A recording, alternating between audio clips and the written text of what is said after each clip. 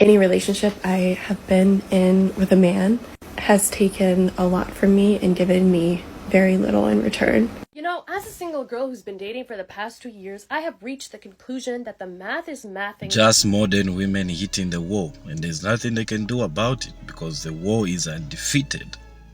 Undefeated. Be sure to subscribe and thumbs up on the video.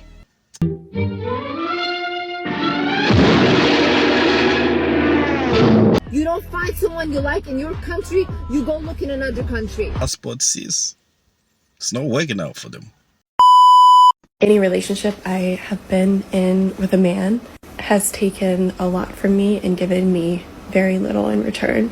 And for the last couple of years, I've been making such a concerted effort to analyze that and heal the things inside of myself that are not setting me up for success in relationships. And it's like the point of no return, right? Because when you stop giving men the benefit of the doubt in ways that has burned you historically, you just spend a lot of time alone and a lot of time learning to sit with that aloneness and a lot of time trying not to sink into despair. Despair around the idea of spending the rest of your life alone, and also despair surrounding the things that you've lost forever because you gave them to the wrong men. So on a lot of days I have a pretty positive attitude about it, and on a lot of days I think the hard work I have done and am doing is leading me to someone else really special. But then there are days that are just Okay, she's hit the wall here.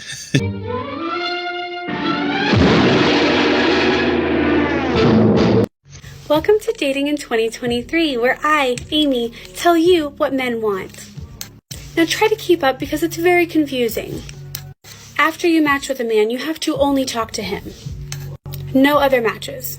But you can't let him know this because then he will think that you are too into him and trying to move too fast.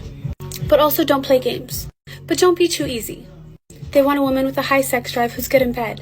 But that has not been with very many men. You must look effortlessly beautiful. But put a lot of effort into that. You need to have a life of your own. But be available anytime they ask. They want a woman in her feminine energy, but that will chase them when they pull back. They do not want to have to compete with any other man for you. But they do want to be with the woman that everyone else wants, who is submissive, who isn't needy, but is at their beck and call. You can have her. So I've come across quite a few videos on TikTok lately talking about how men are not getting laid and how this is a big concern for society because men apparently need to get laid or they're just not good people. You're not getting laid because you have somehow not become gentlemen. You're starting to treat women like they're objects, that they're not humans. I literally had a guy tell me the other day that if I was to go out on a date with another man, okay, this guy's just someone I know, I should always make sure I have money to pay my bill if I'm not willing to sleep with that guy. When did a first date dinner become a prerequisite to to sex? I'm sorry, a first date, if the man asks, I don't have any issues with a woman paying, but if a man asks a woman out on a date, which is how it should be, if you're being a gentleman, he should pay for that date. There should be no thought in his mind that that is going to get him laid.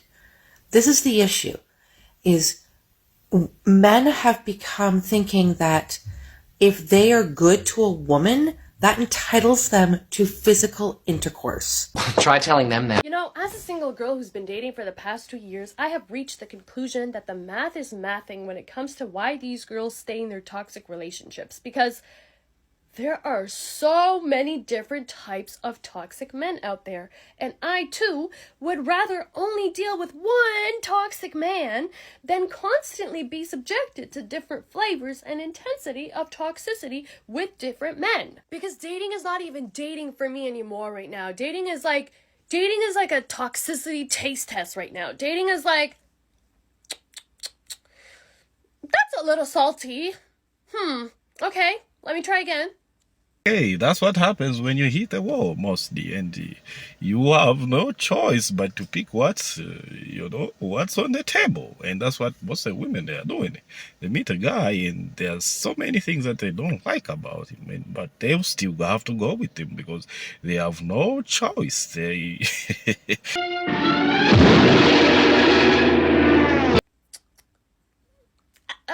Sour. I've tried that before. Yeah, didn't like it last time either. Yeah, no, I'm good off that one. Ooh, that's spicy. I need some water. That's what dating is right now. And most of these guys don't even make it past the first date before I cut them off, but then I'm like, should I have just not cut them off? Should I have just chosen to settle for that level of toxicity and then it's me and my toxic king locked in for life? At this point, I'm starting to think that the girls who are in toxic relationships have it all figured out.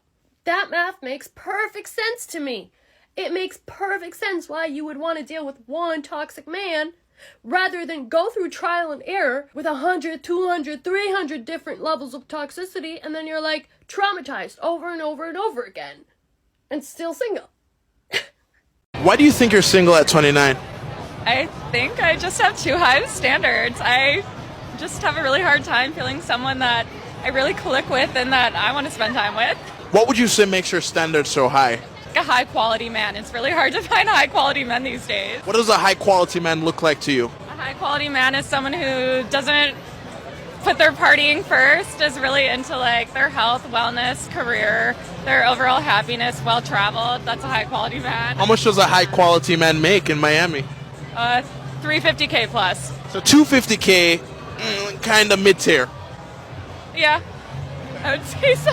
Oh, you're gonna hit the wall, you're not gonna find that guy. Where are you gonna find that guy making over 350? Where are you gonna find that guy? You're not even running in their circles. Good luck with that. You gonna try to... How much do you make annually? 125. Do you think that amount of money makes you a high quality woman, or does it play a factor at all? Absolutely. I especially think in Miami, like not a lot of women work, so I think that makes me an extremely high quality woman. These men go to countries where there are poor women and wife them because we won't submit to men who have nothing, and they know that. So I'm from a poor country. I was born in a poor country, and it's funny because my family back home, my aunts, they're lawyers. And these aunts that are lawyers, they submit to men. They're very feminine. They still take care of the home. They still have that feminine energy. They're still traditional, but they have a career. So it's very interesting that people just assume that everybody in foreign countries are all poor and they don't have an education. A lot of these women have better educations than a lot of the women in the West. But guess what? Even though they have education, they keep their feminine side. They don't let that education take over and bring them into their masculine energy. And they're not feminists. Also, the thing is that there are a lot of poor women in the West, actually in America and Canada.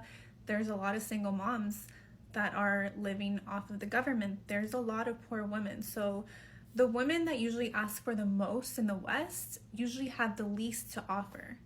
That's what I've noticed. And they usually have the most baggage. That makes a lot of sense. The last thing she said, like the women with least to offer, they are the ones with the higher expectations or with the higher standards. So